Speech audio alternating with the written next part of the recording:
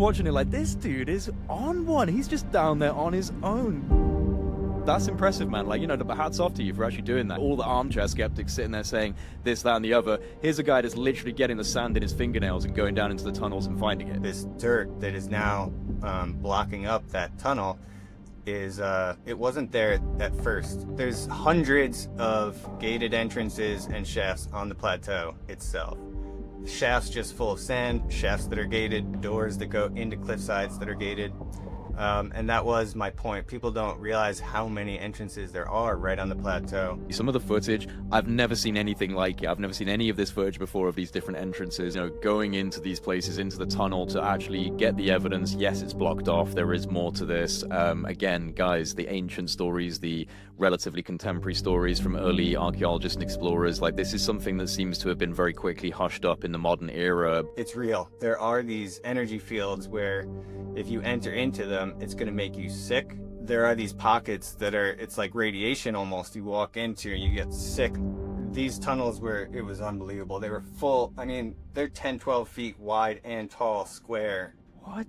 The Vatican Museum where the pine cone is, and there's the big, you know, this is all a metaphor for the pineal gland. And they know exactly what's going on.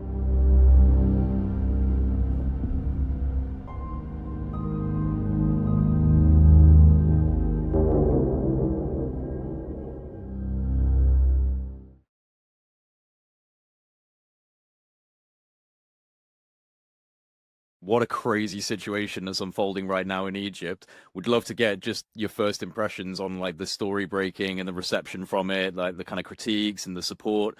How do you feel about the way it's all unfolding? It's been a bit of a surprise for me, but not really. I've been preparing. I've been in touch with the team since last year, maybe at least 6 months ago, 8 months ago. Yeah, I can explain, first of all, what's happened this week, and then we can maybe explain more of the backstory. But I had basically done all this work in Egypt with my friend William Brown and Richard Gabriel. It coincided with some of the discoveries that they had come out with, the Great Pyramid discoveries, in 2022. So there was overlap between the two projects, and we believed that we had discovered this tunnel that actually goes straight to the Great Pyramid and accesses all the chambers that they found back then. So I wrote to the team, finally reached Corrado somehow, and he got back to me from the team. They said, yeah, we've seen some of this work, we're aware, and we'd love to work together in the future potentially. Basically, we got in touch at that point, and they told me also, you know, I was basically trying to ask if I could help them get this story out. And when they released their 2022 report, it was such a shock to, I mean, I'd been looking for this stuff forever, going way back. So when it first came out, I was right on it and astonished by it. And yeah, that paper did really hold up very well. It was very nice, thorough. They really got into their method. They showed how they made the models from the scans and all of that. This new paper, though, that's come out, has that been fully released? Is that available to download anywhere in the same format as the 2022 study? The abstract is available in PDF form, but that's one thing I haven't, I've kind of tried to ask them if they're going to release a full paper on this whole thing or when they might release it, but I haven't got an answer to that yet. So I'm not 100% sure. Yeah. But because a lot of people are confused. One thing I've noticed is a lot of people are conflating this with the 2022 study at the Great Pyramid of Giza. And like, I have to take some responsibility for my rushed video where I did actually call it the Great Pyramid of Giza. So like, you know, totally my fault on that one. And I've been trying to correct the record on some people, but there's a lot of people who are referencing that. And this is not the case. It is a new study, right? Yes, very good point. By the way, you were, as far as I know, the second person to make a video. As soon as what happened on Saturday was I got an email with this abstract. It was a short, like 5-6 page abstract about the conference that they just did. And I asked Armando, I double checked and was like, is it okay for me to release this? And he said it was. So, but yeah, I just put it out on my Facebook because I didn't have anywhere else to put it for one thing. And I didn't know how to put the full PDF there either. So I just did screenshots. That was all I could do. but I didn't think it was going to affect the credibility of the whole project in any way, or be, because I thought that everyone that was at the conference, that was the day of the conference last Saturday when they released the abstract with it, but I thought they released it to everyone at the conference, and that everyone at the conference would be reporting on the whole thing at that time. So I put it out on my Facebook. Armando said I could, and I was like, all right, here it goes. Well, hey, look, man, you got the green light. You got the green light. You're not responsible for the wildfire that took place afterwards, and it certainly has been a wildfire. It just kind of caught all over the internet, TikTok, Instagram, mainstream media, and like a lot of knee-jerk reactions and a lot of, like I said, like assumptions, including the use of the type of technology. I tried to correct the record on that. They're not claiming they can penetrate 2 kilometers of rock and get like incredible scans of objects. It's more about measuring the surface level or like subsurface level vibrations that are being caused, right? Yeah, there's definitely less resolution the further down you go. And people are also confused that Right. is our technology real? It's not. I mean, it is real. I meant, is SAR technology new? And it's not. But the method that Filippo Biondi has developed is new. He has brought new things to this. He's really an expert on that technology. He's used it a lot in the past in other kinds of projects, relating to looking into earth science stuff, and Right, like he's an established scientist in this field. He's got proof of concept. He's done this before. very, very professional. He's yeah, definitely very well able to explain it all. And now at this point, that the full 4-hour conference is out, so you can go see him explain all of that, which is great because I don't have to defend all that. But yeah, Right. when it did first come out, I really appreciate it, even if it wasn't perfect. Everyone was confused about how this related to the 2022 paper, and Yeah, yeah. it had nothing to do with it. It's a new project, and this was it did have some text with it that explained what some of these images were, and it was kind of like a sample. It was like the trailer for the movie, and how people are like, they shouldn't put this out before it's peer reviewed, and it's like, how are people going to know to watch their presentation if they have no idea about anything that's going on? And also, I really want to say that last time when they released the 22 paper, the media blacked it out. The mainstream media Right. still has not reported on their 2022 discovery, which was the greatest discovery in the history of Egypt. Yes. Well, this is what I said in my recent upload, that you have to take into account that this type of very controversial subject matter evolving around Egypt and specifically the Giza Plateau and the pyramids, this is already very heated territory for the mainstream. They've kind of got their models, they've established a status quo, and they're willing to defend that. And anyone coming up into that is going to be pretty much all the time rejected automatically, just at face value, based on what they're saying and proposing. And you bring up anything related to something like the halls of Amenti, you might as well kiss it goodbye, right? Because they're going to go, okay, you're just an esoteric nut. But the thing is, this deep esoterically entrenched history of Egypt is just objectively viable and findable online. Like, we know that this is something that they venerated and they, deeply held in their symbology. So it's weird to kind of ignore the esoteric researchers and the people that have been studying these things. But you're going to be relegated to the fringe. You're going to be relegated to these kind of smaller conferences like the one that they've had to do, because the mainstream's going to reject them automatically. So my point of defense in relationship to some people saying, oh, look at this corny conference with these graphics of a pyramid with the eye, it all looks a little bit cheesy. And it's like, yeah, okay, fair enough. But at the same time, where were they supposed to go? No major academic conference is going to hold space for this. So where are they supposed to go? So I'm, willing to give them the benefit of the doubt on that. Yeah. Well, if you don't have a ministry approval for your project, if Zahi doesn't get behind it, it's not going to be covered by the mainstream news. It is going against the grain of so many things that we're told about our past, and there is, like I say, such a precedent for this. Giza has always been the most locked down site on the planet. It's always been nearly impossible to get any access. But in the past years, and probably in part due to some of the stuff I've been doing with Bill and Richard, and other disclosures that are going on there, where independent people are going in there and bringing forward video proof of, for instance, I just released this film revealing NC2 2 days before the conference, because we know that the cave system that Andrew Collins found up in the northwest of the plateau, we do believe that it connects straight over the Great Pyramid. And Andrew actually brought forward back in 2008, when he first found it, this TerraSAR X scan of the plateau, where you see this cave going straight from NC2 to the middle pyramid. and he just released another film about that yesterday also. And is that the same cave system in 2008 that Zahi Hawass denied the existence of, and then eventually went down 6 months later and took some selfies inside of it? Yes.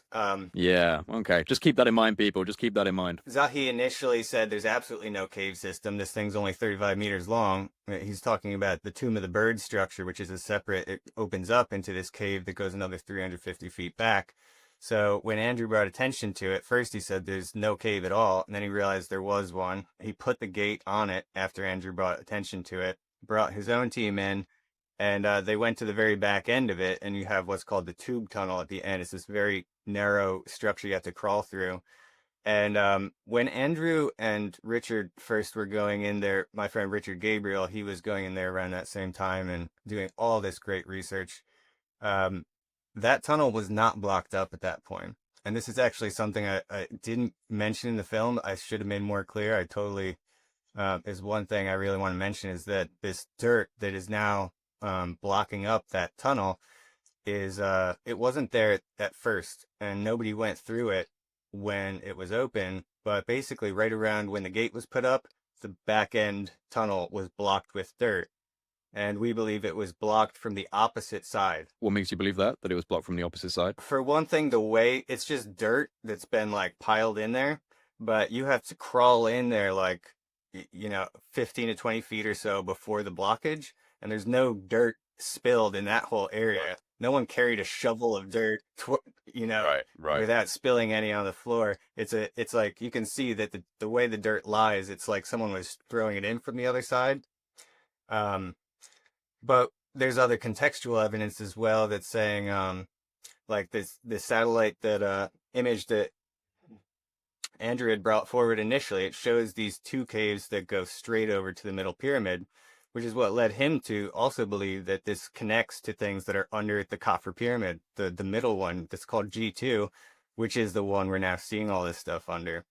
So he basically came up with that idea, and we agreed with him on that because there's also the records of Henry Salt and Giovanni Caviglia from 1817, where they described going past this tube tunnel structure, and they say past that there was one spacious chamber, and then that communicated to three others of equal dimensions, from which issued many labyrinthine passages. Right, because there's a lot of this is the thing. There's a lot of references, even some quite contemporary references, like you said, from the 1800s and like the early 19th century, of different passageways and pathways. And before we move into what you've been doing, because my God, I've been watching some of your documentary work, and you have been exploring like every corner and inch of the Giza Plateau, filming things that I had no idea about. I was excitedly posting about them today because I didn't realize that some of these things were actually present on the site. I didn't see them when I went, and I'm definitely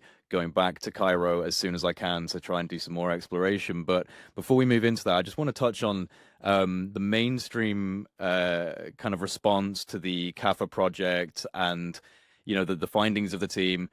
Do you think that there is any hope for them actually gaining credibility in the mainstream with this, with more data and more information, or has the damage been done, and was it always kind of inevitable that this is how it was going to be treated by the mainstream? Like, do you think that they're going to break out of the fringe, because this is so important, and if they really have got these types of structures proven empirically, this is literally the most important thing that's happening in the world in regards to history and the implications of it. So how do you feel it's going to actually end up doing in the mainstream with the kind of development of evidence? I think in the long run, it's going to have to be seen as something, at least. People might still, now that the whole conference is out, they went into such detail. They showed so many of the actual scans, which is what everyone wanted. All the real scientists, none of them said it's a hoax. They said, we'll wait and look at it.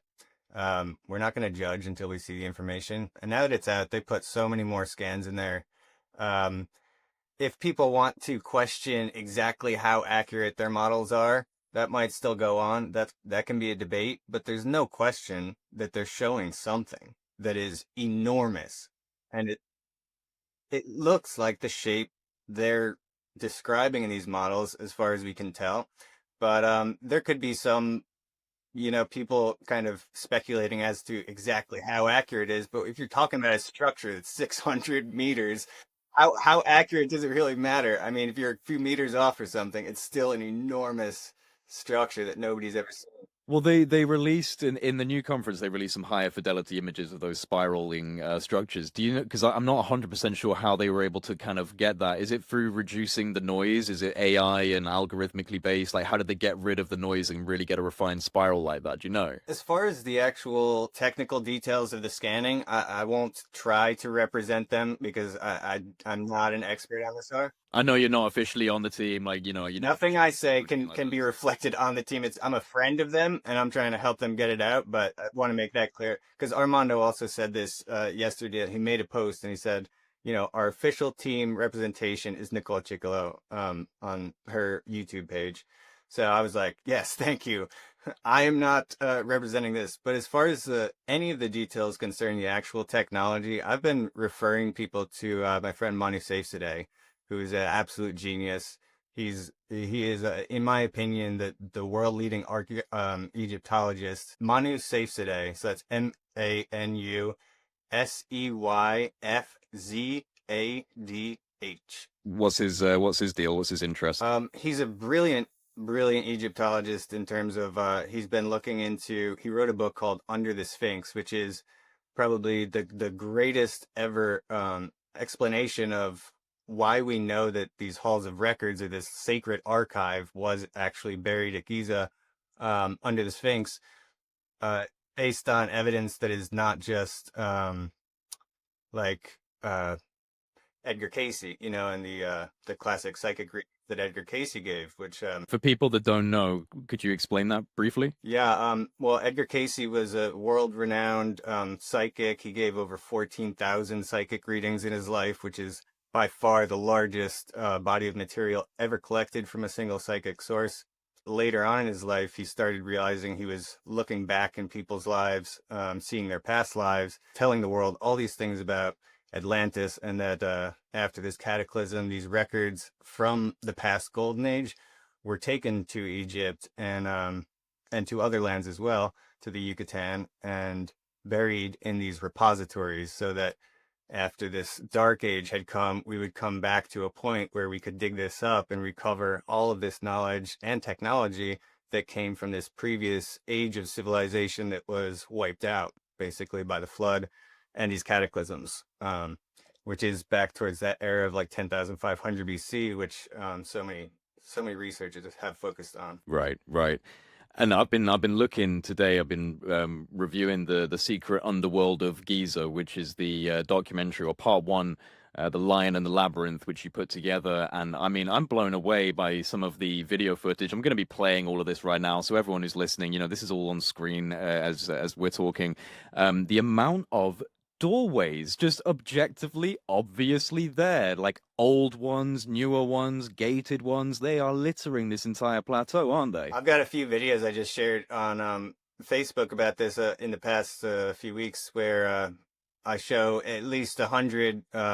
There's hundreds of gated entrances and shafts on the plateau itself. Shafts just full of sand, shafts that are gated, doors that go into cliff sides that are gated. And that was my point. People don't realize how many entrances there are right on the plateau.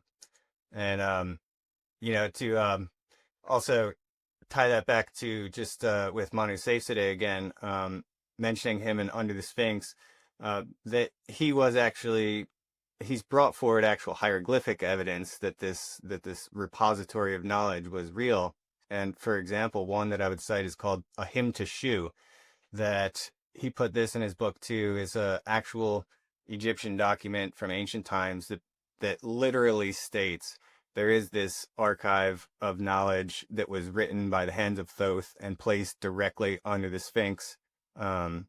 Basically, it says under Harmachis, which is the Greek equivalent of like Horam Akhet, or what the Sphinx was called on the dream stele of Tutmos, between the paws, Tutmos IV. So he also cites all this other evidence of the existence of the Sphinx before Khafre's time. But it wasn't a Sphinx, it was a lioness, which was named Mehit.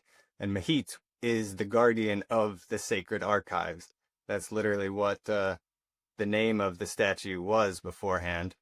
And then, we think probably in Khafre's time it was recarved with the head, even though I don't think that was Khafre's face, um, because John Anthony West had done some analysis on that with Frank Domingo, New York Police Department forensic analysis expert.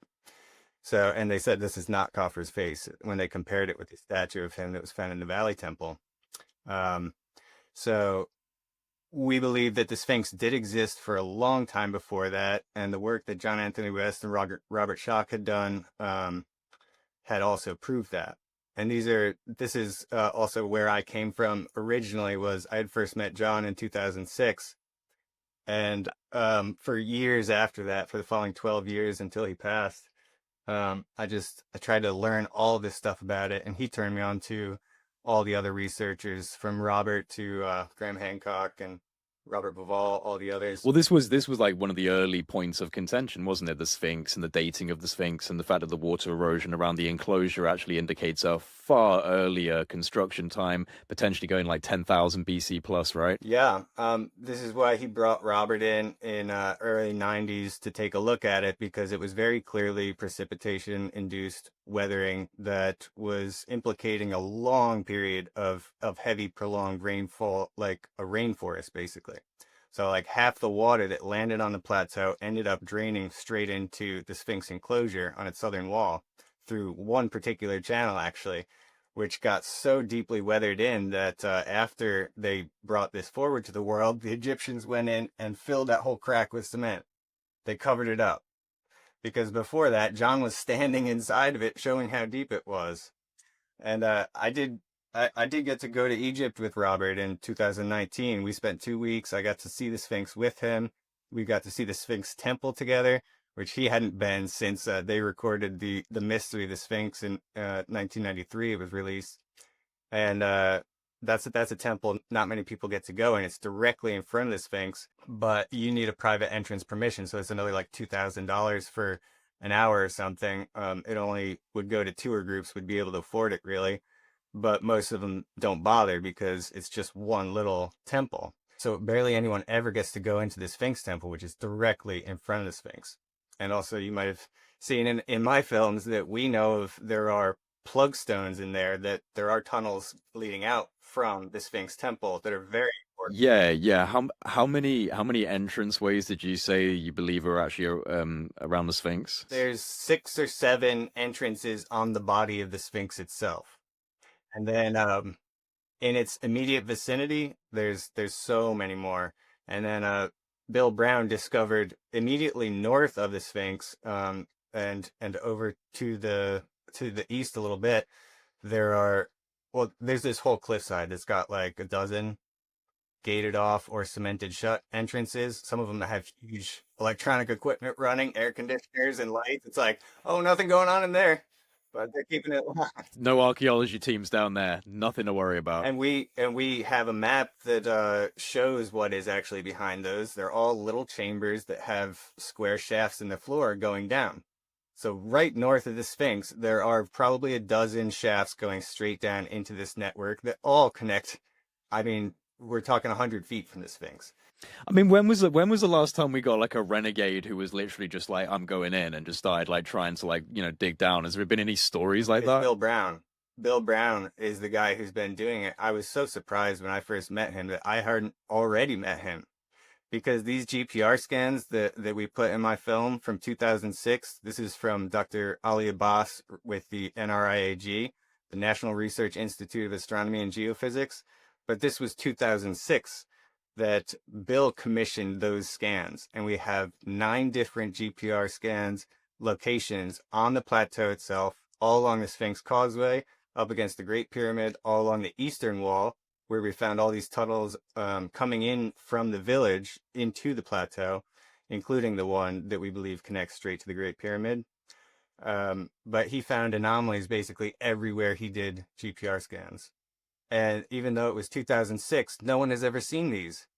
So when I first realized what Bill was onto, I was like, we need to make a film, Matt. I'm going to meet you in Giza we have to tell the world all of this. So I don't know much about this character, but by the sounds of it, he's someone that you linked up with in Egypt, and when you met him, you realized that he was extremely dedicated to finding as many of these different anomalies as he could, and he'd been there for a long time.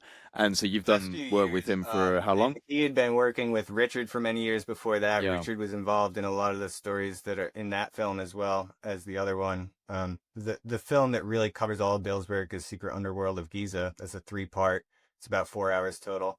But Richard was also involved in a lot of those stories. They're going to be in the description box. Like, listen to us talk, but go back and check out every single thing this guy's done. Because honestly, some of the footage, I've never seen anything like it. I've never seen any of this footage before of these different entrances. And like, I saw a video of you, like, you were literally in a cave. Was it the Cave of the Snake, just on your own, like hundreds of meters going through in this dark cave? Like, wow, man, this is crazy. And I was watching it, like, this dude is on one. He's just down there on his own, going through it, trying to find the evidence.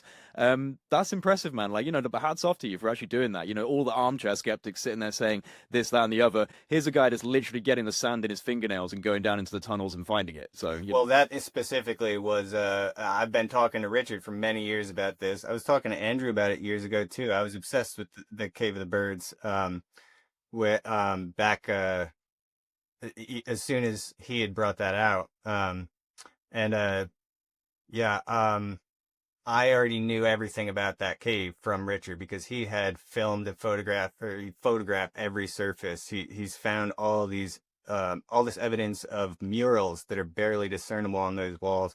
And he became completely obsessed with this cave as soon as he first came across it. It's become his lifelong obsession. So I knew the whole structure like the back of my hand based on his maps and descriptions. And I knew what we really needed was proof that the end of it was blocked off. Because didn't go in there, yeah. Gahil Was didn't go in there. They got up to the tube. They had some images into it, but no one had ever absolutely proven that it was a lie. What Zahi's team said on Chasing Mummies, the episode is called Bats. And we knew that he sent a guy down into the tube tunnel, and the guy came back out and he said, nope, it ends there, which was absolute lie.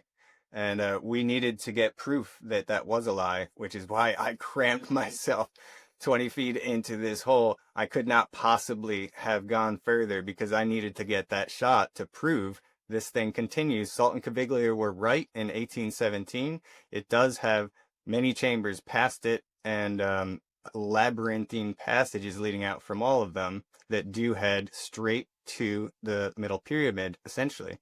And so I think Andrew was right about when he said these, and then we proved all these other things that contextually gave more evidence that it does go right in that direction. So we do have a lot of evidence suggesting that NC2 could connect straight under the pyramid of Khafra, the middle one, which, and at the end of my NC2 thing, I shared this quote actually from Armando May, because I asked him, I was like, look, I'm not going to ask for any sneak peeks of these scans. But if you can tell me anything about the northwest area of the plateau or how NC2 might connect, anything you got, he gave me this perfect little paragraph that was so, I mean, he referred to NC2 as a nerve center connecting to the whole system, but it is not the only one, Interesting. he said. And he said, the whole city or whatever it is much larger than we thought. It's going to take us a whole year at least to scan the whole plateau, which they are planning on doing.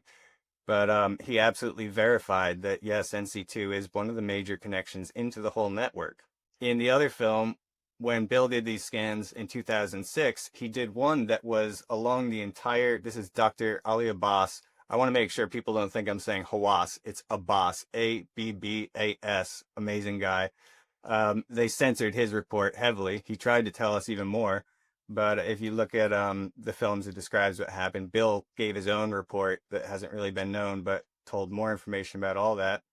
But yeah, literally, like I said, 9 out of 9 places they checked were hits. They found anomalies, these rectangular structures. And the one that was right on the entire eastern base edge of G2, of the Khafra Pyramid, had at least 1 or 2 very clear tunnels or chambers or entrances that can be visually seen. So we actually know almost surely the entrance into whatever this structure is under that pyramid from the west and the east, both. Well, kudos to you, like I said, for actually, going into these places, into the tunnel to actually get the evidence. Yes, it's blocked off. There is more to this. Again, guys, the ancient stories, the relatively contemporary stories from early archaeologists and explorers, like this is something that seems to have been very quickly hushed up in the modern era, but there's like an evidence trail that leads back quite far. The implications are so nuts, man. Like I'm quite an open-ended researcher. I dive into a lot of different topics, but prehistory is something that I'm really interested in, like the implications of a kind of pre-cataclysmic society, and the evidence globally of something that does seem to be connected through the architecture, through the symbolism, through the type of engineering practices. And one of the things that I think is really interesting about Egypt is the difference in architecture between certain sites. You've got like the Osirion in Abydos, which seems to reflect the same type of cyclopean stone building as Sacsayhuaman in Peru and other areas around the world that have this, kind of fitting together of stones. So there's this weird difference. And what I found, you go to, again, like somewhere like the Osirion in Abydos, you've got the Seti, the first temple next door to it. Incredible, amazing, what an awe-inspiring and incredible temple, but not as advanced as the ancient, more older structure that's right next to it, which is the Osirion, or at least I would, place a pretty large bet on it being significantly older than the temple that's been built adjacent to it. And this is not to distract from the Giza Plateau, but just to quickly touch on this place. Like, I'm amazed by the fact that it's connected down into the water table, so you literally you can't drain it. It's continuously filling up with water, and there's all these hidden shafts. These all seem to be indicating a deep network of subterranean infrastructure and engineering. Is this the dynastic Egyptians, in your opinion? That's a great point. No, I think you're right. It's not the dynastic. The Osirian is, and it's also like whatever 20 meters lower than Abydos. They didn't even potentially know that it was there. Some people think when they started building that temple. And John agreed. John West believed it looked exactly like the Sphinx temple and the Valley temple next to it that we know go back to the time of the Sphinx as well. Because stones that were pulled from the quarry as the Sphinx was built were placed into the walls in the Sphinx temple. We can line the layers of rock strata to prove that. And there were other stones also at that time worked into the Sphinx temple from Aswan, granite and things like that. Most of the granite there was added later, which is also mysterious because they somehow married it to the front of these heavily weathered stones as if like rounded weathered stone. Somehow they squished granite up into this complex surface structure as casing stones over these ancient limestone blocks. Nobody can explain. It's as if they had to turn this granite into clay and push it onto there, to get a perfect surface tension with it all. So this does get into, there is something else. There's what I might call the master technology, I've called it, which is, there might have been these things, honestly, like geopolymers and other things like that at certain eras or for certain uses. But there was something else that was a technology that I believe goes all the way back to those earlier times. It is definitely present at the Osirion. And not only that, but at every one of the temples in the south, I think you look under any one of them, you're going to find, the last version of this temple, and then the one before that, and the one before that. If we have this kind of technology, we might see all that now. Well, this is the thing, and again, that's actually something that is mirrored around the world with different places where you have, again, an incredible temple, incredible structure, but lo and behold, below the ground is a more ancient, more impressive, more advanced network. I'm forgetting the name of it because it's really hard to remember. Chavín de Huanta in Peru. That one's a really impressive example. Okay, that's on my list, my brother. I need to go out there as soon as I can. Peru is calling to me just as much as Egypt, to be honest, just because of these connections that are propping up all over the place. But yeah, the stonework work and also the materials being used. And that's another thing that I was mentioning in my video recently on the Giza Plateau, is the fact that you have to take into consideration the actual complementary, reverberatory geophysical landscape that you're dealing with, because you're dealing with granite and limestone, acoustic amplification through limestone, piezoelectric activation through granite in the pyramid structures. So the idea of being able to kind of catch resonance and figure out what's underneath subsurface structure vibration is specifically, like, the Giza Plateau is a very unique geophysical environment to do that type of research, right? And it also ties in to just what they were doing with these geoenergetic materials, and materials that can produce electrical charge under mechanical stress and amplify acoustic, the whole acoustic engineering element of prehistoric temple sites around the world is another thing I'm very interested in. Archaeoacoustics or psychoacoustics, and how sound can influence consciousness, which we now know through modern science. This is not, sci-fi. So, the whole choice of specific materials, do you think that this plays a role in whatever it was that they were really trying to do with these structures? 100%. Yeah. The high content of the quartz in that red granite that all comes from Aswan. The quartz is very important in many ways, in energetically, also in there's things we're learning if you look into Marcel Vogel and his research on the Vogel crystals, the things they can do in terms of what they do to water, structuring water, in terms of potentially actually generating energy when put under pressure, like you're saying. These obelisks, they had many different functions, I think. And I like that you are bringing up also Chavin de Hontar is a really important site, which you definitely should get to. But there are similarities between that and also other sites like Mitla in Mexico that I've also seen, Right. but they're doing so much. And Teotihuacan as well, right? The pyramid Teotihuacan with as the well. acoustic. But in terms of ones that actually have vast labyrinths of tunnels and cities underneath them, which Teotihuacan does as well, I think. But Mitla is one of the most interesting ones that my friend Marco Okay, that one's new to me. I'll make a note of that. That one's new to me. Yeah, my friend Marco Vigata is working on a project there where they're uncovering this whole. It's always been known as this kind of entrance to the underworld, just like Chavin, which is really way out there. It's far from the Sacred Valley. It's up north. And Yeah, it's the most incredible bus ride. Oh my God. I bet. But you get out there and the thing is, it's not just the fact that there are these labyrinths underground, but that they are very clearly all being used for ceremonial initiation rituals of experiencing your own death is what the initiation is. Yeah. And they produce like standing wave patterns, infrasonic reverberations, and they even found conch shells that had been specifically kind of altered to produce a certain type of harmonic, right? So there's a whole lot of acoustic evidence in those rituals. Yeah, I mean, almost all of them are utilizing what I would call the sacred science, which you can look into R.A. Schwaller de Lubicz, and he's explaining how these temples are all actually, there is a science to creating a vibrational environment that actually is designed to lift you into higher states of consciousness, to remove you from the everyday mentality. And that's part of what these initiations, it's not just experiencing your own death, which is the metaphor, the story you're using is going into this pitch black underworld, having to navigate a labyrinth, maybe after eating some substances that would be mind altering chemicals even, an experience that absolutely not just is like a representation of death itself, but it teaches you what you are outside your body.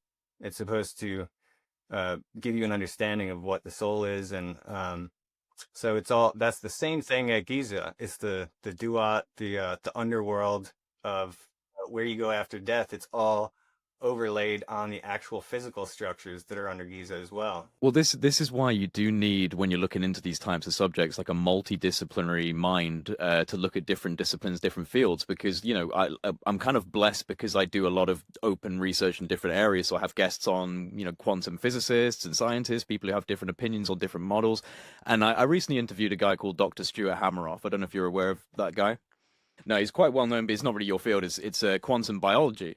He's a quantum biologist essentially, and him and a man called Sir Roger Penrose developed this model for consciousness that introduces the quantum mechanics side of it, and how is consciousness potentially interacting with quantum fields. And I promise I'm not taking us on too much of a tangent, but it does make sense in relation to the psychoacoustic architecture that we're discovering in these prehistoric sites. Whether or not they had any knowledge of quantum mechanics, I doubt it. It was more likely intuited in a different method, a different way, but the effects can't be argued against. So you've got these, temples and sites that are engineered acoustically. We now know through, modern day science in like binaural beats and the Monroe Institute of Applied Sciences that we can influence consciousness in different ways through sound harmonics, through different oscillations. It changes your brain wave from theta to delta to alpha and all of this, right? Changes your state of consciousness. And these quantum biological models that are now coming out are looking at the what are called microtubules inside the neurons. So each of your neurons, the protein subunits are made out of these little kind of helical twisting Fibonacci sequence following tubes called microtubules. And their research is all about how these microtubules are small enough on a micro scale and sensitive enough to pick up on quantum vibrations in fields.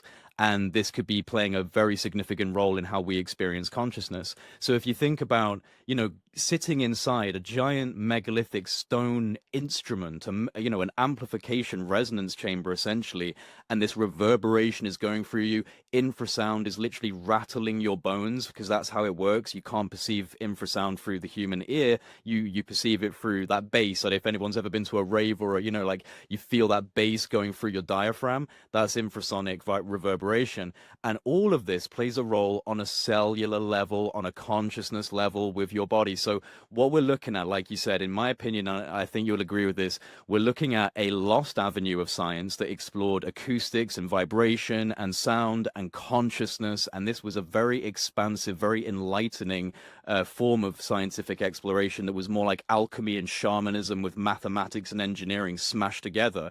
And if you're a fan of Terence McKenna, I'm not sure if you are, but he would call this the archaic revival, bringing back these old methods of plugging into that unified reality, plugging into that, deep state of consciousness, but we're now looking at it through scientific methods. And so, a lot of these ancient practices done in Egypt and around the world, I think are going to be slowly evidenced just through the way that science is progressing in these fields. Absolutely. There's so much. I mean, I know there are vibrational, frequency-based hospitals essentially in Egypt. There are resonance chambers. This technology it's not the same as the kind of technology we've developed today, but it is heavily based on the crystalline energies and vibrations, harmonies, and realizing how those things can affect the human body. I think when the Great Pyramid was originally all together and working, it's like you could literally lay down in the king's chamber in that box and be healed of practically anything instantly. There's so many things that the pyramid can do, I believe, that is an entire field of science that is separate from the foundation of our whole field of science. And it really does have a lot to do with these crystals, like you say. And like you said, also a standing wave. A standing wave is a way that I would explain some of these things that people call curses. Because under Giza, it's real. There are these energy fields where if you enter into them, it's going to make you sick. It's going to give you a nasty headache. I felt it in some places before when things were just opened and stuff. But there are these pockets it's like radiation almost. You walk into and you get sick. You want to vomit. People get random nosebleeds or hallucinate. They see things that aren't there. There are energy fields that are actually standing wave that's placed in a single spot. And I think the crystal in the bedrock ends up helping to hold those energies in place.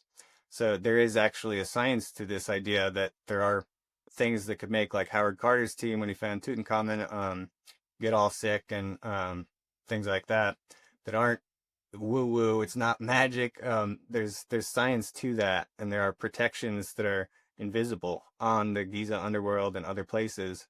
Anywhere I've gone underground in Egypt and other countries, where these structures are, there is always a high crystalline content of that bedrock. In fact, like I recently got back from Malta, where there is a extremely dense concentration. In fact, it's one of the largest, if not the largest, concentration of megalithic sites in the world, because it's only a small kind of archipelago of islands just off the coast of Italy. And what I mean, there's so many sites there. I'm putting out a documentary, meticulously trying to edit it whilst doing all of this madness is just kind of blagging my head. I swear I'm like half asleep all the time at this moment because I'm just trying to get everything done. But literally, I went to the islands of Malta because of a place called the Hypogeum. Are you familiar with the Hypogeum? And that's another area where you've got Specific resonant yeah, frequency. oh, for sure, brother. Have you been inside it? I've never been to Malta. I know about the Hypogeum though. It's a subterranean, multi-level subterranean complex, and when I was down there, you can even see the glistening of the quartz in the stone. Like the whole place is just completely glistening with all of these quartz fragments inside of the stone. So again, it's an energetic place. It's like 5,000 plus years old, and that's the conventional dating of it. So again, yeah, it just speaks to what you were saying about a definite focus on subterranean resonance complexes. This seems to be a marker of whatever this civilization or kind of global culture was. Yeah, so much of it is underground, and I keep telling everyone like 95% of Egypt is underneath still. We're seeing such a small fraction of what it really is. The much older stuff, which is what I'm most interested, the pre-dynastic stuff, it's all underneath. I actually just released another film yesterday that's it's called Egypt's underground cities and long range tunnel system, I think, which is an interview I did with my friend Eminya last year, and he describes very in detail, as someone who's an archaeologist. He trained at Minya University for ancient history and stuff. He's telling me in this interview there is this underground city under Karnak at Luxor. There is two of them at least in the Minya district, which is Tel El Amarna, Akhenaten's area. There's two there, Tuna Gebel on one side and Beni Hassan on the other side, and these two underground cities there are connected underneath the Nile to each other.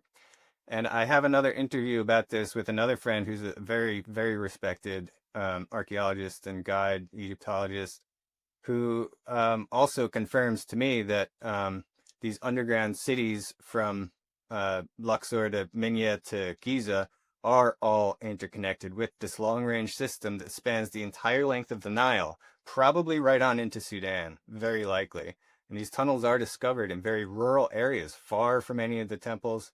Hakim Awiyan, he used to describe playing in the tunnels as a child. And he tells one story about one of his friends when they were kids. He went down the tunnels under Giza and he got lost, and he didn't come up until he was at Saqqara, which is 15 miles away or so. But yeah, my friend Cariolis, I just released this video of yesterday. He tells about these tunnels he has been in, where they're telling him he's crazy for saying that Tuna Gebel is actually the city, because you don't see half of it. We're talking about 1,100 tunnels. He calls them streets because you can drive a truck through these ones. And I went deep into this city. I saw the public. Have you got video footage of that? Because I'll make sure I put it. I'll make sure I put it on screen. I put a little bit of it in a NC2 film, but I have like an hour of footage from what's called the City of the Dead underground at Tuna Gebel. It's an animal cemetery, much like NC2. The North Cliff too is the other name for the Tomb of the Birds and the Cave of the Snake. So I have footage of myself going through. I mean, I was alone. I had my flashlight. We asked, got the permission and got out of the main public area, and he let me go. He said, if you want, we might be able to let you into this one that's called the Scary Tunnel. And I'm like, yes, please. But it was unbelievable.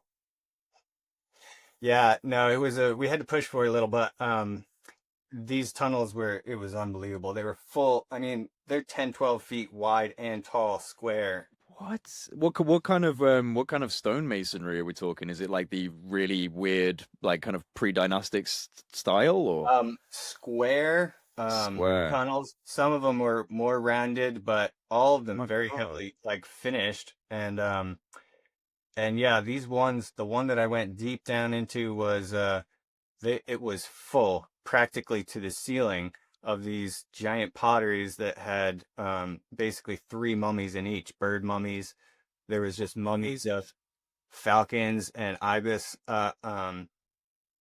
wrapped so beautifully. I put a little clip of it in the end of the NC2 film. Just sitting there, like no one had taken them and Not sitting there, but piled almost to the ceiling. I had to Oh my God. carefully walk over them to get deeper and deeper in, and I started just feeling really weird about it. I'm like, Yeah. break something. I was able to take Right. steps that weren't going to hurt it, but after a certain point, it was like, I'm not going to get to the end of this either, and they're going to close the site for the day soon.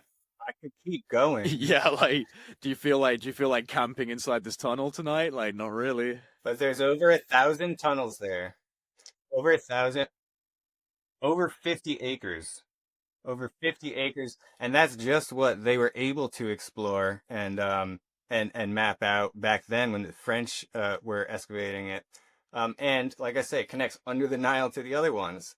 And I mean, yeah, so I mean it's really sounding like the entirety of Egypt. If you could just get an X-ray scan, you'd just see this highway of engineered structures, and it just I mean, for me, thinking about the fact that when I was in the Great Pyramid, the implication of now thinking about all of this substructural engineering below my feet, it just kind of gives me like secondhand chills. Like I had goosebumps just thinking like, oh my God, like what is actually going on with this? Because there's just no historical record evidence and proof for any of this to exist. It shouldn't exist. And even the pyramid itself shouldn't exist. The Great Pyramid of Giza and well, all three of them, but the Great Pyramid of Giza with its, the alignments, like none of it should exist at face value based on what the mainstream wants to say anyway, and yet there it is. Regardless of substructural components, regardless of all of that, there is so much about the mathematical engineering and the precision and the acoustics, everything.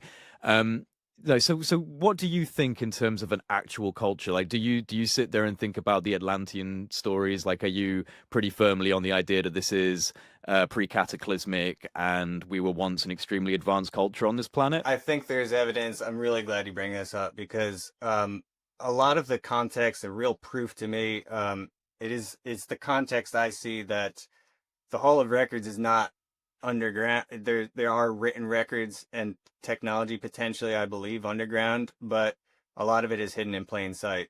I've already seen the records because I've seen them in the Great Pyramid, in the dimensions of it. It does encode all that. It's got pi, phi, easy. Pythagorean theorem, Exactly, easy. exactly. All of it's definitely in there. Look at Schwaller de Lubicz. Look at Peter Tompkins' book about the Great Pyramid. All of that math, and that's the kindergarten stuff of it. People know that the latitude of the Great Pyramid is, if you turn it into a decimal point, it comes out to basically exactly the speed of light. If you take the speed of light and convert it to a latitude, basically, you're going to land a foot or two away, a couple feet from the actual apex, which my friend Gary Osborne has proven could have been actually exactly the apex at a certain time, given the continental drift of Africa. But then you also have, it's basically the exact center of all land masses on Earth that are above sea level. It's basically the exact geographic center of gravity of all land masses. It is exactly being like 30 degrees on that parallel.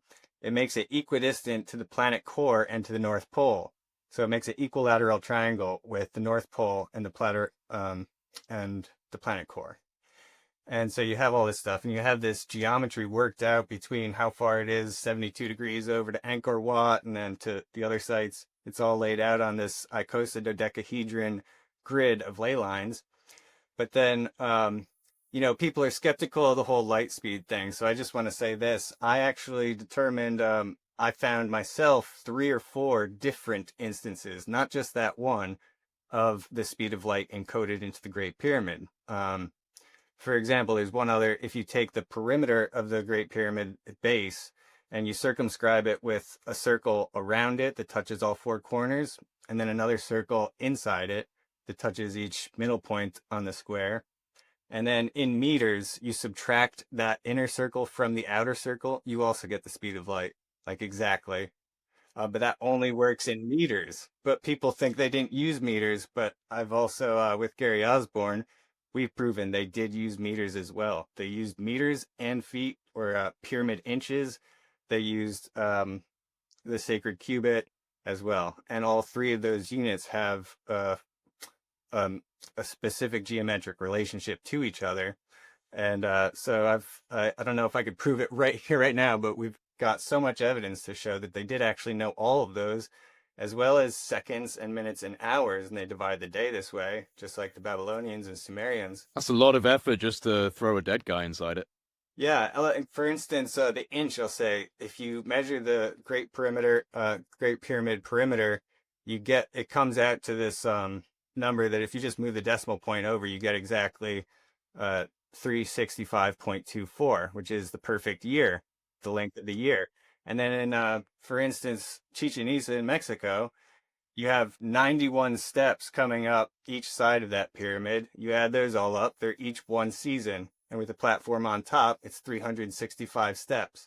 So they're both defining the length of the year on both sides. So I'm just putting some of this stuff out to say, yeah, they had some of the most advanced knowledge we could, so far beyond us. And you get into one other thing I feel I should really mention is Gary Osborne is a good friend of mine. We've studied so many of these same mysteries, specifically about the geometry and math and advanced knowledge encoded into what is hidden in plain sight at Giza. And so this is a big one. The three satellite pyramids by the Great Pyramid and the three satellite pyramids by Menkaur's pyramid, everyone calls them the Queen's pyramids. Here's the thing, they're not Queen's pyramids. These two sets of three pyramids, one's over here and the other one's 90 degrees separate on the other end.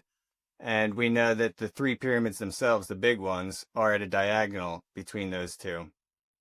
And Robert Bauval's theory about the three pyramids aligning to Orion's belt, people have, had a lot of skepticism about that. But Gary Osborne and Scott Creighton wrote a book called The Giza Prophecy. This is amazing stuff they found. They found that the Great Pyramid also references the 23.45 degree angle of the Earth's axis, which also proves they knew the shape and size of the Earth and the tropics and the axial tilt, and also references its own position on the Earth.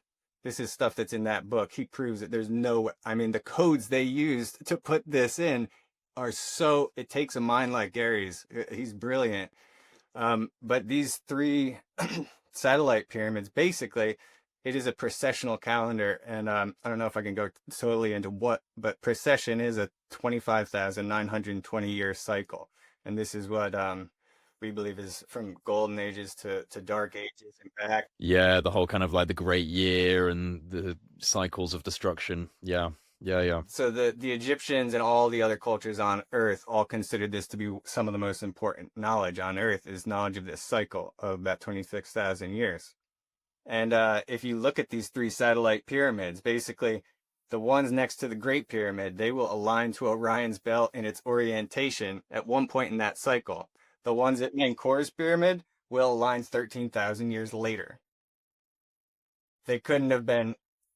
So this entire thing, you have a line between those two, is the line of procession between, the ones over there are going to align. Those ones over there aren't going to align for another 13,000 years. I've spoken about this a couple times and kind of trying to flesh out my thoughts on it, but I truly get the sense, and people will fight me on this, but I really get the sense that what we're looking at here is a form of type 1 civilization, and it's not the kind of, and for people that don't know, the whole Kardashev scale, which is the idea of like a type 1, a type 2, a type 3 civilization, type 1 using all of the energy of the planet, type 2 using all of the energy of the solar system or its neighboring star, and type 3 all of the energy of a galaxy, which is kind of incomprehensible god level type of thing. But a type 1 civilization, we tend to think of that as something like Star Trek, right? A singularity, an artificial intelligence, kind of where we're going in a way.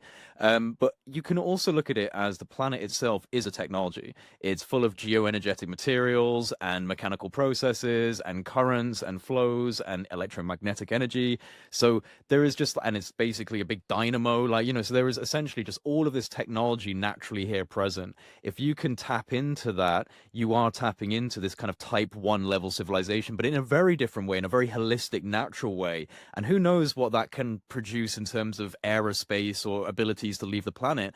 But the actual potential of utilizing the planet in this kind of energy conservation, absorption, and utilization process seems apparent in this architecture, seems obvious in this globally present ancient architecture. It's like, it's not just the fact that it's engineered, like you said, it's the fact that it's celestially aligned, it's the fact that it's geoplanetary aligned, it's the fact that it's connected to the telluric energies and the flows of ley lines. Like, there are so many data points that suggest that they were literally harnessing all of these natural flows and mediums and currents of energy.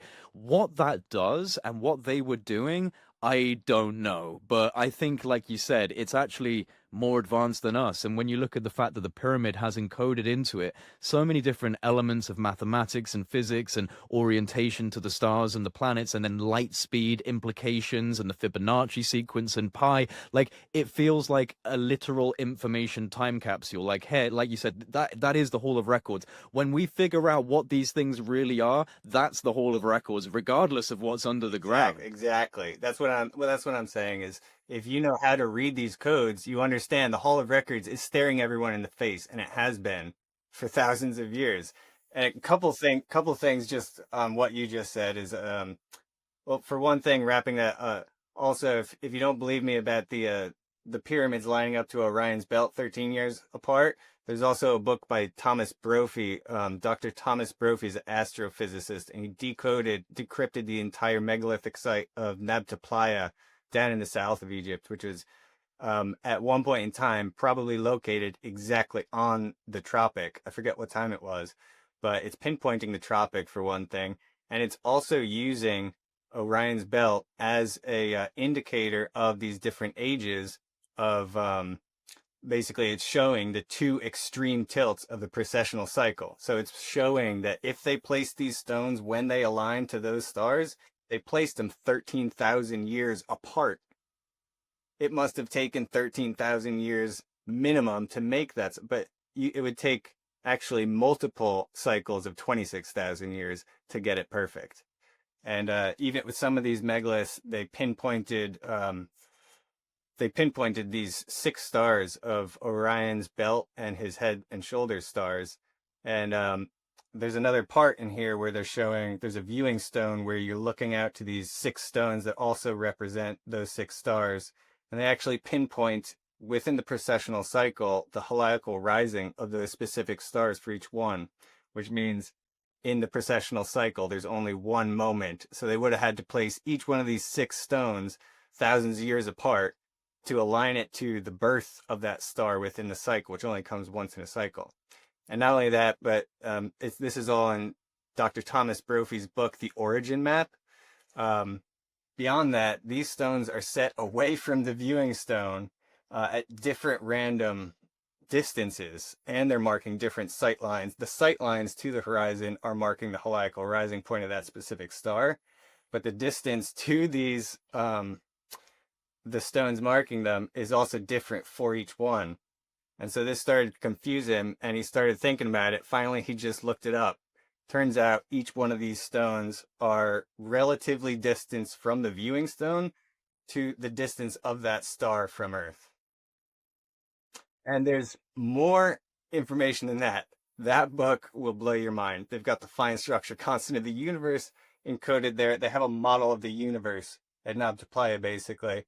This is one of the most incredible books in the world, but it's also the same exact thing, proving that not only they specifically used Orion to express that they had a complete perfect knowledge of that entire cycle, but it's using Orion, it's the exact same thing as Giza. So they're locking it in. There's no way you can mistake this as an accident. What Brophy found there, the origin map, that is so mind-blowing. There's no way you can say civilization began 5,000-6,000 years ago. That is done. You can't think that way. All of this stuff does go so much further back. This is something I think about, and I've got my own thoughts on this. We have gone on such a radically different avenue in our time, in our 4,000, 5,000 history. Why do you think that is? Do you think it's just kind of the random shake of the dice per cataclysm? You're going to come out and emerge and you're just going to take a novel route? Or do you think that this was potentially such a profound time, not just maybe in human history, but in planetary history with what was going on with this advanced civilization, that someone, something wanted to try and prevent that, and there was, an attempt to try and pacify that knowledge? Because you got to take into account the rise of kind of monotheistic religions in our history and the purposeful suppression of knowledge, especially from Egypt, especially this kind of ancient wisdom teachings from Egypt. This was considered very heretical. People were burnt en masse by the Holy See and the Vatican Church for this kind of stuff, the Roman Catholics, Christianity, and all of this type of stuff has happened in our period of history to suppress very ancient hermetic knowledge and wisdom teachings. So do you think that it's kind of natural roll of the dice? You get hit by a cataclysm, you're going to emerge, and maybe you'll go the same way, maybe you won't? Or do you feel like maybe there's been influence to prevent us from getting to that point again? What do you think? I think in terms of what the ancients told us, it wasn't random. It is basically understood, especially if you look at the Yuga cycle. It's another version of an expression of the processional cycle, just like the Mayan long count calendar, or older than Mayan, probably going to Olmec times. There are representations of the processional cycle all over. Plato called it the great year, like you said. Right. What I mean though, Ed, I don't mean like in terms of the cataclysm being random, like that's predictable, that's happening each, X amount of years. What I mean is after the cataclysm, is it just kind of like random, you're going to come out and do a different thing, or is someone messing around with our process? Well, yeah, what I would say is that the way they describe it in the Yuga cycle is they say it has something to do with us orbiting this other black star, invisible star, or body of gravity, Right, but right. essentially saying that there's an effect that affects all of human consciousness, where when we're closer to that other point of gravity, humanity has this spiritual intuition, intellectual, spiritual, if you want to call it that, capabilities, higher consciousness, higher faculties are opened up. The New Age might call it ascending to fifth dimensional states of reality, and when we're closer to that, we're closer to these higher dimensional states and information. Yeah, like a golden age essentially is what we would call it, is what Plato basically it's going to oscillate between these golden ages and dark ages every processional cycle. So you're going to have Kali Yuga, and everything happening now is pretty typical of what happens at the end of these dark ages, when you're the Dvapara Yuga, coming back to the golden age. So I believe that the people who put these time capsules under Giza, this was kind of regular practice. It's like, all right, age of the dawn of Leo, time to bury the time capsule. And this is regular within the cycle. And it's a matter of process that right now in the age of Aquarius, which is exactly opposite in the cycle of the dawn of the age of Leo, which is marked by the Sphinx being a lion, by the way, as John brought forward, it is an astrological note to say that. And if anybody wants to actually say that the Egyptians would have built a giant lion's statue in any age other than the age of Leo, they don't understand how important the astrology was to this. All the statuary. You have statues that represent the bull in the age of Taurus, the ram in the age of Aries. It all follows this pattern, and those same symbols were used. The zodiac we have today is older than any written language we have today. Those symbols go all the way back. It's always been used. So John brought a lot of attention to that, especially in his earlier book, The Case for Astrology. And so it's a matter of process that when the age of Aquarius comes around, that's when you open up the record halls from the last age of Leo that were buried last time. This is when we're coming back into enough knowledge to be able to interpret these clues, to be able to read all this math and geometry from the pyramid. And once we start figuring that stuff out, that means it's time. Some of us, at least within humanity, have gained enough consciousness to recognize that this is this whole other level of science here. Then it starts to be decrypted, and then we find these codes that allow us to get down. And when we reach this certain level of conscious development on a collective level, then we're allowed to get the halls of records, because this technology, it could be a nuclear bomb or it could be a nuclear power plant. It could be used for good or bad. It could be extremely dangerous in the wrong hands. And so you have to protect whatever this time capsule is very carefully so that, um, but you know, these golden age minds, and think of like if the whole world was full of Leonardo da Vinci's and Nikola Tesla's, like if everyone was functioning on a genius level essentially and reaching their entire full potential. This was more the focus of society when it was a golden age civilization. So if you have a whole civilization of Nikola Teslas, they're not going to be um, fooled. They're not going to be able to. They're not going to put protections in place that could be broken through by the Kali Yuga minds that are trying to get the people that are trying to get down into Giza just to steal all this stuff and sell on the black market. Our enemies, the people we're trying to stop right now, to beat. So these record halls are not going to be opened by someone of that low level consciousness, wrong mentality, the wrong intentions, basically. It's a bit like the mystery schools themselves. Like the mystery schools themselves are available to essentially anyone and everyone who wants to, dive into these types of ideas. But you'll walk right past that door if you're not looking for it, if you're not seeking it, if you're not actually essentially worthy of the information, by interest, by validation of your interest and your desire to look for it. That's not an elitism statement. Like I said, anyone could look at these things, but it's, not everyone is going to look at these things. A lot of people just go, oh, that's a lot of woo-woo nonsense, and they're just not going to pay attention, right? So, fine, but we're entering the time of the woo-woo, guys. Like we really are, because quantum physics is telling us we're in a simulation.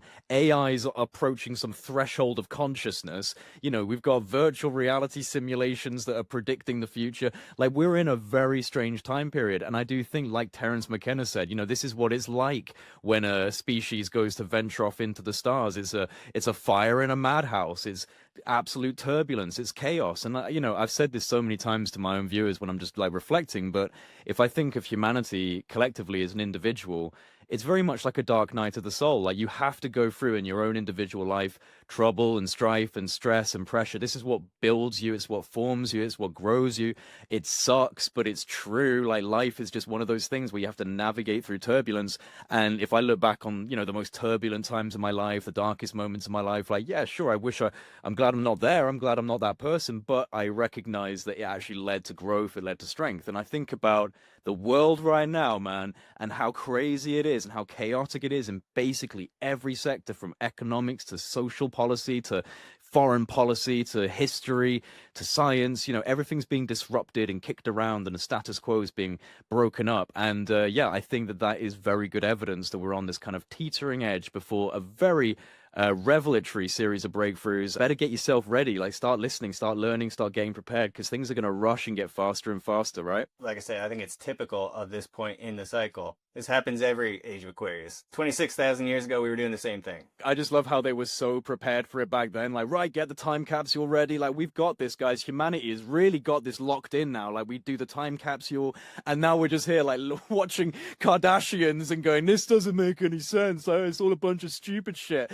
It's like we have gone spiraling down some weird little pathway. We need to come back up to this better place of consciousness and try and recover some of this ancient knowledge. Yeah, definitely, because it is absolutely, in my opinion, this knowledge and this technology does exist under there, which can overnight transform our planet into a peaceful world peace paradise. Like, I mean, it can fix everything. Do you not think they've already been down there? Do you not think some teams, some clandestine, highly funded government op teams might have already been into a lot of places? I'm just worried that there's nothing left. I'm worried it's an empty chambers and they've taken all of that, and it's like Papoose Lake. They've taken so much, especially in recent years. I mean, this is what Bill and I were people we know are like trying to sell us artifacts. I'm like, God, this sucks. I mean, but the most important stuff is protected, is still there. It's there for when we need it. And yeah, like Bill's one of the stories of one of the many projects he did in the films was he ended up buying a horse stable that's in the village of Nazlet El Sama. It's like just over 100 meters from the Sphinx, the closest piece of private property to the Sphinx itself. And it was a horse stable. Nobody cared about it, but he and his wife, they detected these energy signatures coming from underground. They knew that it was an extremely important site. It might be the Hall of Records. It might be the Pyramid of Records that Edgar Cayce spoke about, or it's right next to it. But he did determine that there was two tombs directly under it with three tunnels leading out from it, two of which are going basically straight over the Sphinx. So these are almost surely, and then right next to it, he did a project in 2011. He got the Egyptians to clear this whole area we call the cave cleanup area. He removed all this rubble and garbage and just trash. He paid for this heavy equipment to come in, and he uncovered like another dozen doors. These are like right next to the other doors I was talking about that have gates on them. He found like 10 more. And every single one of them, they came in and they filled it. They either covered it with masonry and buried it in, one of them twice, or put a metal gate on it. And all these, nobody even knows Bill discovered all these cave entrances 100 meters from the Sphinx. The tunnels that lead out from underneath his stable property that we already know exist there. One of them goes east, but two of them go west towards the Sphinx. Um, and one of them is locked with a door; no one could get in. But he ended up finding out that this horse stable, which the walls of this structure were like a meter thick, which was like, why? Why would you do? Why would it was like a bunker? He realized it was actually like a German bunker back in the day. He calls it Hitler's bunker. Like the Nazis were trying to get. Of course they were. You know they were. Oh yeah, well, this is something that people don't realize is like the whole kind of like Indiana Jones films of the OSS agent going around the world. Like people, the OSS was very real. The OSS was the precursor to the CIA, and they really did have operatives going around the world looking at these German groups like Anna Nerber and the Vril Society and the Thule Society. They were out there trying to go to like Nepal and Peru and Egypt and trying to find esoteric artifacts that they felt would help the war effort, that would embolden Germany. They were obsessed with the esoteric. And it's funny how these things are fed into society. I have no doubt whatsoever in my mind that Steven Spielberg has been selected as someone to be an orator of certain truths through fiction, and they're presented to us in this way. And I do think that that is a way of culturally bringing us to a place where we won't be too shocked by these realizations that we're talking about right now, right? Because people go, oh my God, so it's basically like that Indiana Jones film was saying. It's like, yeah, it's basically like that, because that's what it is. And they were just telling you that through fiction so that you didn't blow your mind out when they reveal it in real life. But this is something I was curious to get your opinion on, just in terms of like the contemporary Egyptian government and any knowledge that they have. So they're locking off these places. They're closing down the gates into the Giza Plateau. They're objectively showing that they don't want people to explore any underground subterranean centers. Why? What do you like? How far up the why pyramid do we have to go before we get to a point of like Freemason, Illuminati control? Like, where do you go with the why of the restrictions? That's basically what a lot of my films get into, is not only getting actual footage and absolute evidence of a lot of these structures and tunnels, but showing how much not censorship, attacks. I mean, Bill has got death threats. Richard was almost killed twice to get this information about NC2. That's in the films. We document at least six men who were murdered in the village of Nazlet Osman, right next to Bill's stable property at another house right there. 6 men were buried alive in a shaft because they found something they shouldn't have. And people need to realize this whole thing, it's not just Zahir Was, by the way. He's a gatekeeper, but this thing is the enemy is above and beyond him. It's something much bigger. There are old families, there are secret societies, there are all kinds of Freemasonic groups, different lodges fighting over these different territories. All these people want to own the idea of the Great Pyramid, they want to own Karnak, all these different temples. They want to possess this occult power. They believe which is real. But they want to use it in a very dark way. They want to own it in order to own the consciousness of the planet, to psychologically manipulate. And I mean, some of it is just like, for instance, the entrance in the tail of the Sphinx.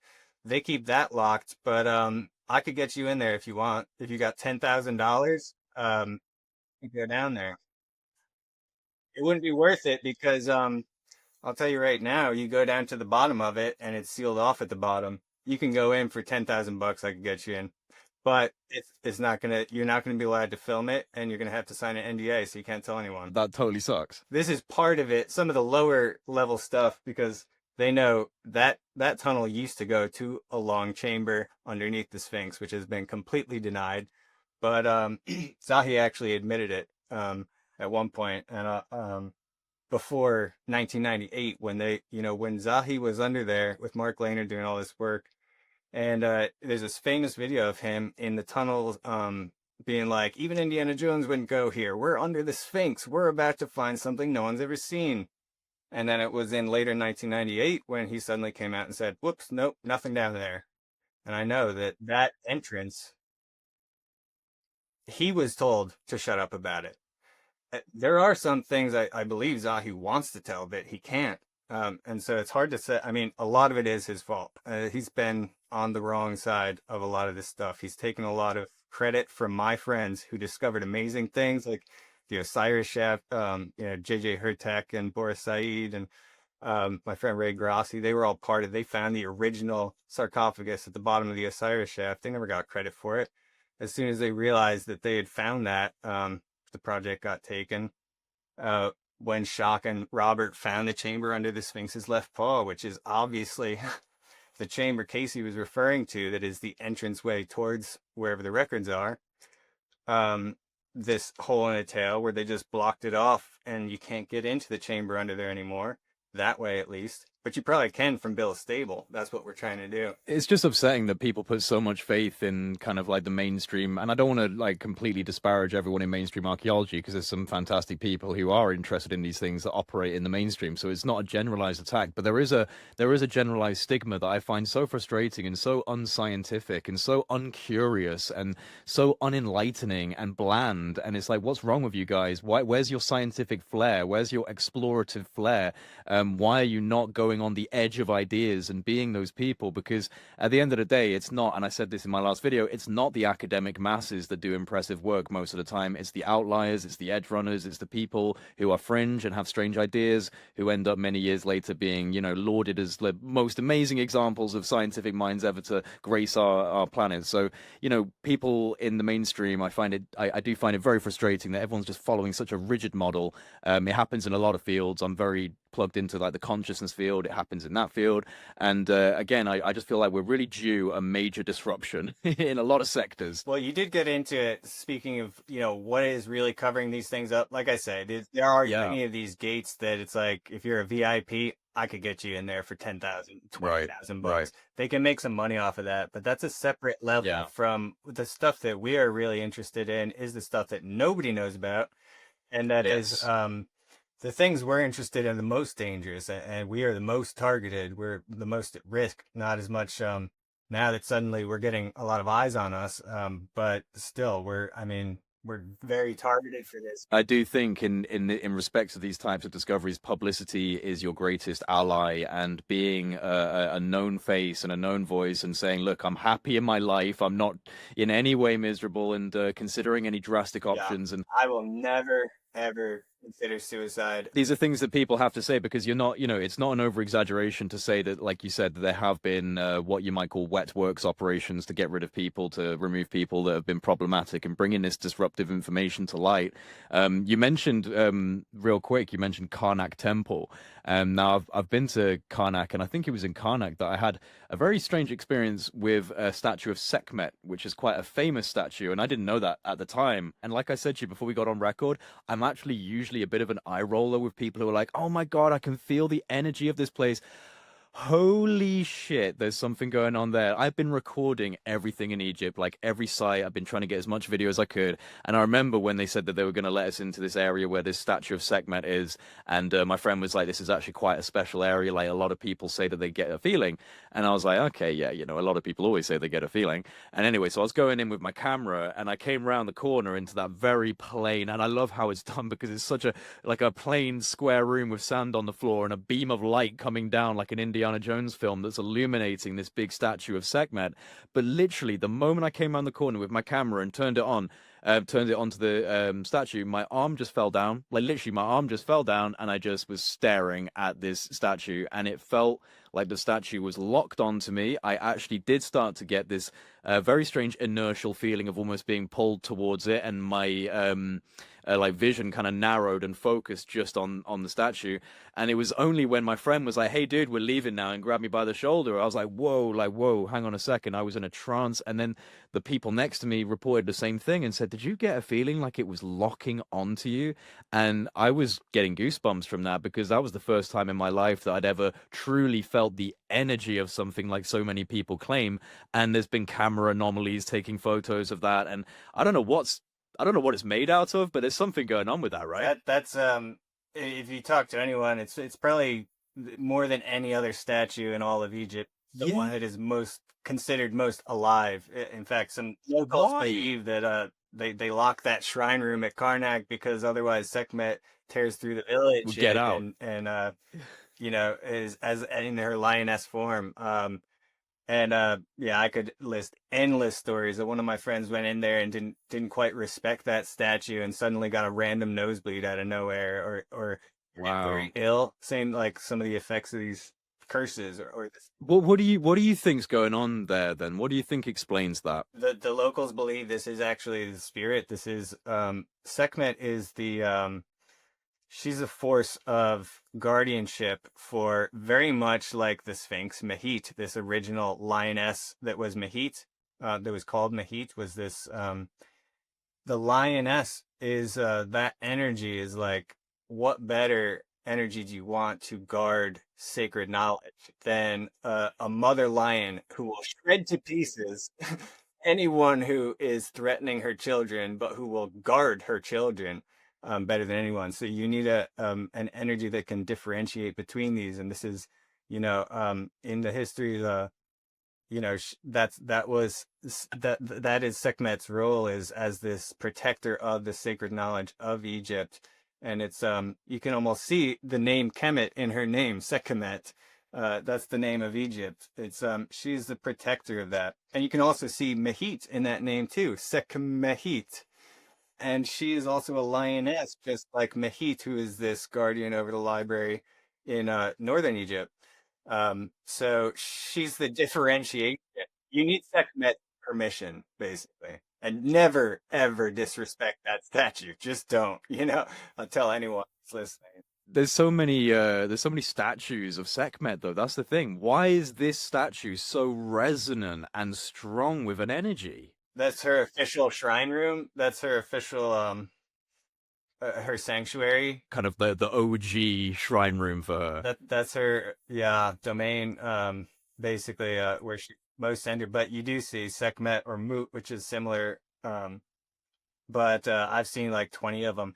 You know, at the Vatican Library, Museum, I mean, where the pine cone is, and there's the big, you know, this is all a metaphor for the pineal gland, and it's inside a white dome, which is that's like the inside of a skull, the white dome around it, and the lions and the peacocks. This is all part. They know exactly what's going on, my man. Like, the Vatican has got a lot of this information. I mean, the very fact that they can have something like the secret archives, which I'm not sure if you're aware, but it's like multi-kilometers. It's like 30 kilometers of shelving to store all of the texts and the different artifacts. It's phenomenal to me that that's even allowed and permissible. Talk about some of the reasons why some people on Earth don't want this SAR technology coming forward. A lot of people hide a lot of things underground, you know. But what I'm saying here is like they have, if you go behind that dome where the pine cone is, it's the Vatican Museum right there. If you walk behind all around it, um, there are like 15 or so Sekhmet statues there, all taken from Egypt, lining all the way around the back of it in the inside of the building. People don't realize that. And they're all in like a red room, actually, which is like, it looks like you're looking into a brain kind of, whereas on the outside, it's white like you're on the inside of a skull. So, yeah, seeing these Sekhmet statues at the Vatican, I was like, I'm sorry, Sekhmet. I don't know why you're here. I don't know why they stole you and put you here, and why they thought that the guardian whose job it is to protect against those who take this knowledge and don't deserve it, um, is very, there's levels of irony here and levels of ownership, claiming to have some type of power over these statues and like I say, like objects of occult power is how they look at it. These things that have been so venerated and worshipped and honored, the more consciousness and intention that's been paid to a statue, the more power it does have. It has this is very real. It becomes charged with this, and you can see that. And for instance, when you look at Kirlian photography, you could look at an object like an organic object, and you could see its energy field around it.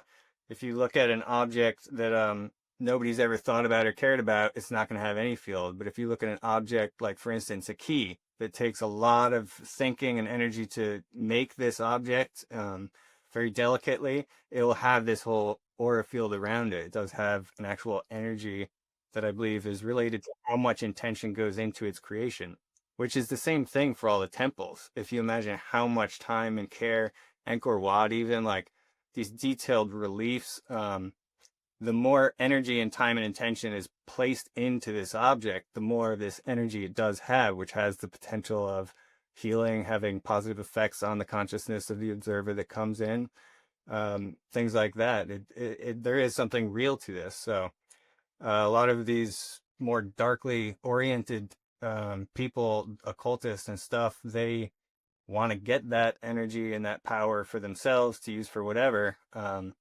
Whereas, it's really something that belongs to the whole world. That should be healing temples that everyone can actually use and go utilize these vibrational sciences that can actually heal the body, and not just heal the body, but also activate the subtle body, get the chakras and the third eye open. This was the whole point of Egypt, is to teach you about your own biology and how to open up your third eye, which is, like you said, binaural beats. All of Egypt was about finding this balance or reconciliation between opposing forces, which is the brain hemispheres.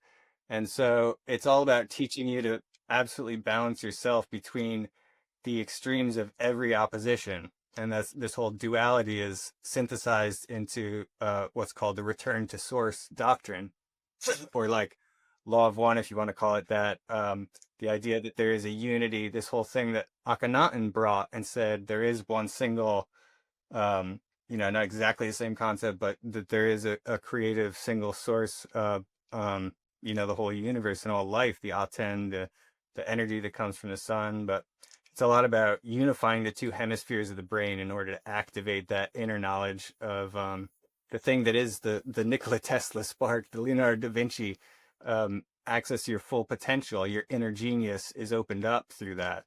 And so they made a science out of how to actually do that, how to get your chakras activated, open your third eye. And that's the whole point of Egypt. One of the ways that you can actually do that, and we're talking about initiations that can actually remind you who you are as a person, or who you are as a soul, remind you what you are outside your body, what you are after death, what you are in the field of lucid consciousness, or in the duat, this world that you are going to face after your death is a realm that can be explored in lucid dreaming and such. But Egypt is something that can actually teach you about your soul in another way, because if you remember your past lives from thousands of years ago when you're there, and you saw this wall that looked exactly the same, and you see that wall again in this lifetime, that's a trigger. You understand? It's a reference that is immovable in time. It's the exact same as it was then as it is now. And this can trigger people to remember who they were back then. That's why when people go to Egypt, it's like John Anthony West always said, he in every interview, he goes, Egypt is like sex. And now that I have your attention, how is Egypt like sex? And he says, and then he goes, because you can read all about it, you can look at the pictures, you can watch the videos even, but you're never going to have any concept of what it is until you experience it. Because this is the truth. You can't get a sense of the scale. You can't get a sense of the energy, that you can't get a sense of what those stones literally do to you, how they affect your consciousness, how they raise you to this higher state of awareness, basically. So that is, like I said, the entire sacred science that R.A. Schwaller de Lubicz brought forward in his great work. He wrote a book called Sacred Science. He wrote a book called The Temple of Man. which describes all this, how at Luxor you see this entire diagrammatic of the human biofield, the entire subtle energy system of the human body, and the perfected man is represented in all the chambers and the layout of Luxor. And so he decrypted all this stuff like a genius. He was a French mathematician, alchemist, astrologer. He was essentially the guy that John Anthony West took off from, picked up on his ideas reading Temple of Man. And this is what led to John's book, Serpent in the Sky, and all of his work, bringing some of R.A. Schwaller de Lubicz's ideas, breaking them down a little bit easier for the public to understand. So, yeah, all those years I was learning from John so much, just like I was always in his library. I was like reading his books and asking him questions. Like I said, since I had first met him in 2006. And, R.A. Schwaller de Lubicz is obviously one of the first people he always said to read. And also like G.I. Gurdjieff and some of these other, he didn't recommend too many people, but most, his whole library is like 3 walls of his house, and 2 of those walls were basically just books that were from people he knew, or people sending them to him, wanting him to write a foreword, notes, or all these. And that's what led me to get on this path. So to circumvent all of this different echo chamber of books that are just same thing over and over again, it would have taken me lifetimes to get straight to all of the most important research and theories of all these people. Well, before we wind down, because we're coming up on the 2 hour mark, there's something else I wanted to bring up with you. Fantastic so far, Trevor Grassi. Guys, make sure you I know, right? Absolutely flown by. Make sure you subscribe, guys. The link to Trevor Grassi's channel is going to be in the description box below. Definitely check out all of these documentaries he's putting out. Like, the footage is just incredible. One of the other places I want to bring up before we kind of finish off is the Serapeum and Saqqara, because this is another place that I've been to that I find incredible, and it does also tie in my opinion, to these acoustic resonance sciences, because the above ground temple site has a lot of indications architecturally towards musical instruments and the use of vibration. And then you've got this subterranean complex with, I think, like 24 of these huge granite blocks, these jet black, gigantic sarcophagi that are done with such precision that it's basically on par with current aerospace engineering, with the actual precision of these, the machining precision. So what do you think about the Serapeum? Is this another example of potentially pre-dynastic technology that's just hiding in plain sight? Because the actual mainstream story is that this is for the Apis bull cult, and this is the sacred burial site of Apis bulls, but there were no bulls ever recovered, and these are very small little subterranean tunnels to get these gigantic 70-ton megalithic sarcophagi in. So what's going on in the Serapeum, in your opinion? Definitely one of the most important sites in the whole of Egypt. Those boxes are evidence of technology that we definitely do not have today. Like I've heard people say, like, if you had like $1 trillion, you might be able to pull enough equipment together to make one, but you'd have to develop new tools. It would be basically impossible for us to do anything like that today. And it was clearly done with ease, 24 times more than that.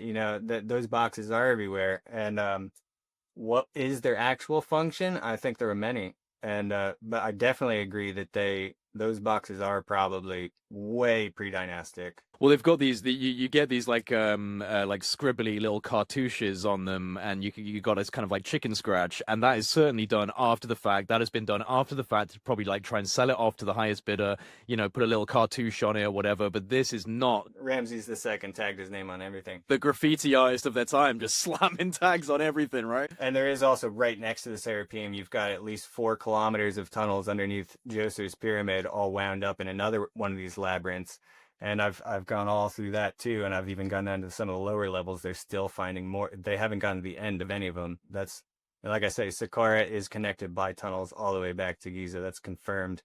The tunnels go from Giza to Zawiya El Erian, which is called the Area 51 of Egypt. That's the one that wasn't originally. There wasn't originally a military site there, right? This is the one that slopes down, and it's like a kind of a basin that they discovered with limestone blocks, and they even did like a Hollywood film there once, right, where they had like this scene of them coming down off of the ramp or something. But now they've built a military base around this area. Yeah, it's a ruined pyramid. The pyramid is gone. All that's left is the underside of it, much like the pyramid at Abu Rawash.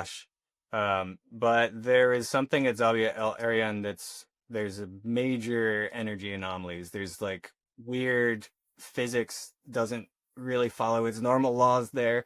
There's I've heard extraterrestrial objects from off planet there, that there's a big underground complex right under there.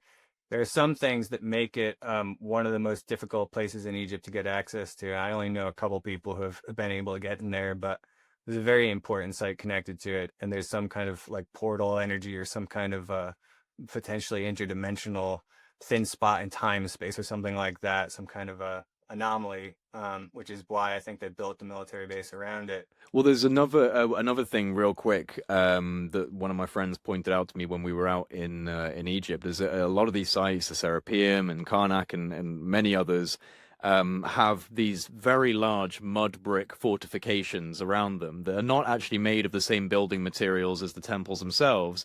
And I've heard a lot of comments from this, and I love this idea because I think if you are looking at these as some form of energetic temple, some sort of acoustic resonance, or any form of energy, this might be an insulation to keep that energy very much contained within the presence of the temple site. So, would you have any comments on this kind of mud brick insulation hypothesis? Well, that is actually kind of what my friend Muhammad Ibrahim said. He was one of my first guides. He's the one I went out to Egypt with, bro.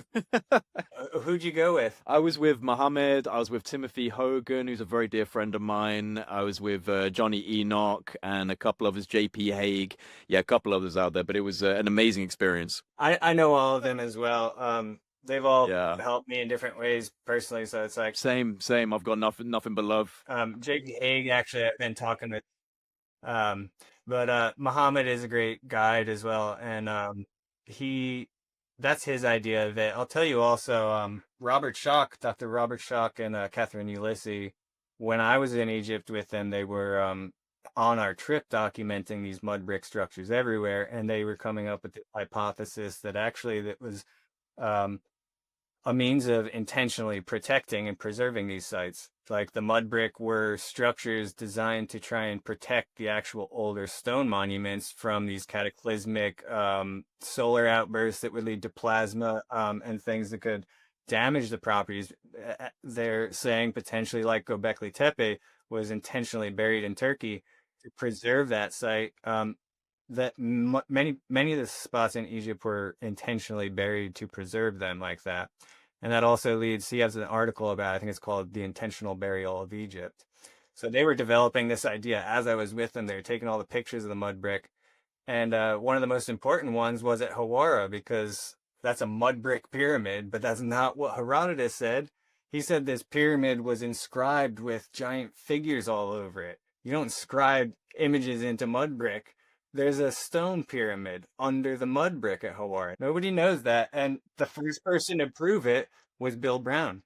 So watch my films. You'll see he went there 2007, 2008.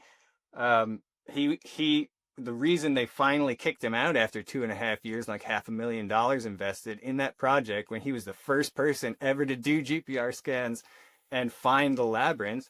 But it was concurrent as well with my other friend, Louis de Cordier, I was just talking to this morning, who brought the Mataha expedition in 2008 to work there, and they also did GPR. But after that whole project, Bill got kicked out. Zahi took the project back from him after he not only designed a system to lower the water at Hawara and drain it so we could get in there, and discovered, where this secret entrance is into the labyrinth, but he also did GPR scans around the pyramid that were actually on the pyramid. He found the original corner of the stone pyramid deep underground, and he was not supposed to know that or tell that. That's when he lost the permit. They got kicked out. And Zahi took his report. Zahi offered him a job at that point. He respected the work he did, and he developed this entire plan to actually drain the water and protect the site from the water that's damaging it now from this canal. But Zahi took his report, and they handed the permissions over to a French team, and who didn't use it, who didn't pursue the water drainage system thing. And he thanked Bill personally and said, "This was good work. Do you want to come work on my personal team?"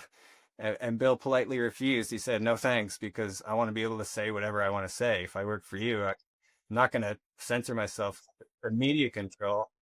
Yeah, he politely declined, but it showed that he respected what he was doing even. But at the same time, kicked him out and wouldn't let him continue. Join the team or get the fuck out, basically. Yeah. Yeah, basically. Um, and it was really when he found that the actual corner of the pyramid down there, that was when it was like, all right, you're done, Bill. Get out.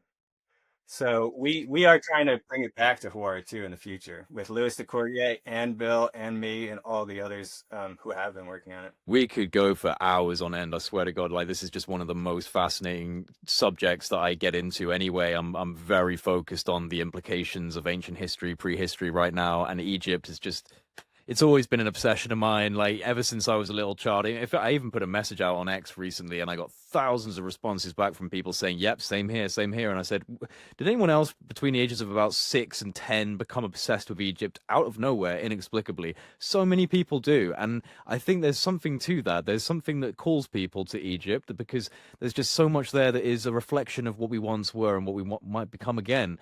So it's a fascinating thing. But again, I would encourage people, please, Trevor Grassi, check out the YouTube channel, check out his documentaries. We're going to definitely have another talk at some point. Maybe we might even link up in Egypt in the future and do some projects together and filming, who knows. But it's a fascinating thing. I think that you guys are doing incredible work. You're doing the boots on the ground stuff that a lot of these armchair skeptics wouldn't even bother to think about doing. So hats off to you, man, and best of luck with everything. And let's hope as well that they can find a way to push this Kafa project into the mainstream in a way that isn't just dismissed, because if it's really what they think it is, the implications are beyond amazing. Beyond amazing.